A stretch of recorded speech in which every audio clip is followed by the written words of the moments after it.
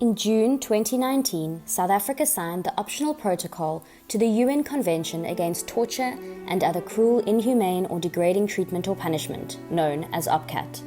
OPCAT was established to promote, protect and uphold the human rights and fundamental freedoms of people in detention, including those under arrest or held in detention outside of formal facilities. It requires the state to establish a national preventative mechanism to prevent such inhumane and degrading treatment. And so, the South African and European Union Strategic Partnership, working with the South African government and civil society organizations, hosted a series of dialogues on OPCAT and the establishment of a national preventative mechanism. This resulted in a study tour to Poland and England to understand how these mechanisms operated in these countries.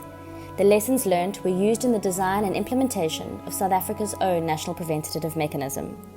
The extent of torture and ill treatment in South Africa covers an array of situations, from death or severe bodily harm while in custody, including as a result of police action, sentencing without parole, treatment of asylum seekers, xenophobia, illegal and arbitrary arrests of documented workers, and limited access to doctors and legal services for detainees.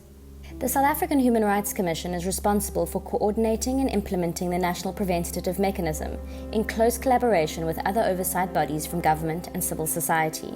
The report of the South African government to the Committee Against Torture does really paint a very worrying picture about these issues, and it's actually quite sad that 25 years into our democracy, we still have this kind of practices, which to some extent carry over, from the apartheid and colonial systems, and they have to be rooted out. And I guess that's why we are very happy that we're at this stage now where the Human Rights Commission will be actively involved with other bodies to get rid of torture. Lawyers for Human Rights is one of the civil society organizations who took part in these dialogue sessions.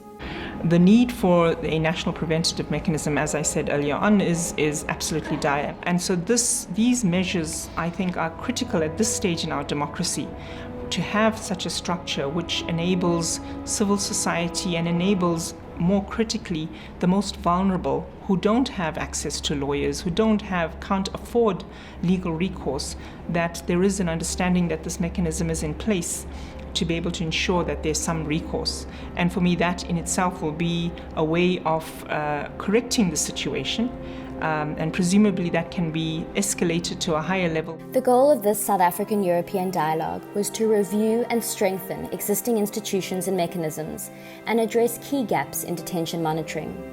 The dialogue series has ultimately enabled the process for the establishment of a well-informed and thorough national preventative mechanism for the South African context.